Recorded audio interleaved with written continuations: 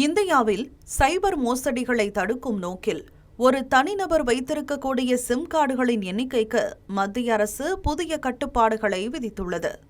நாட்டில் அதிகரித்து வரும் இணையவழி குற்றங்கள், ஆன்லைன் பண மோசடிகள் மற்றும் ஸ்பாம் அழைப்புகளை கட்டுப்படுத்த மத்திய தொலைத்தொடர்புத்துறை புதிய வழிகாட்டுதல்களை வெளியிட்டுள்ளது. அதன்படி இந்தியாவில் ஒருவர் தனது பெயரில் வைத்திருக்கக்கூடிய மொபைல் இணைப்புகளுக்கான 9 சிம் கார்டு உச்சவரம்பை ஆகஸ்ட் 24 முதல் கடுமையாக அமல்படுத்த வேண்டும் என தொலைத்தொடர்புத்துறை உத்தரவிட்டுள்ளது. ஜம்மு காஷ்மீர், அஸ்ஸாம் மற்றும் வடகிழக்கு மாநிலங்களில் சிம் கார்டு உச்சவரம்பு 6 இணைப்புகளாக உள்ளது. இதற்காக தொலைத்தொடர்பு நிறுவனங்கள் அரசின் டிஜிட்டல் இன்டெலிஜென்ஸ் பிளாட்ஃபார்ம் மூலம் வாடிக்கையாளரின் பெயரில் ஏற்கனவே உள்ள மொபைல் இணைப்புகளை சரிபார்க்கும். வரம்பை எட்டியவர் புதிய சிம் கேட்டால் அந்த இணைப்பு வழங்கப்படாது. இதன் மூலம் ஒரே நபரின் அடையாளத்தை பயன்படுத்தி அதிகமான சிம்கள் பெறுவதை தடுக்க முடியும்.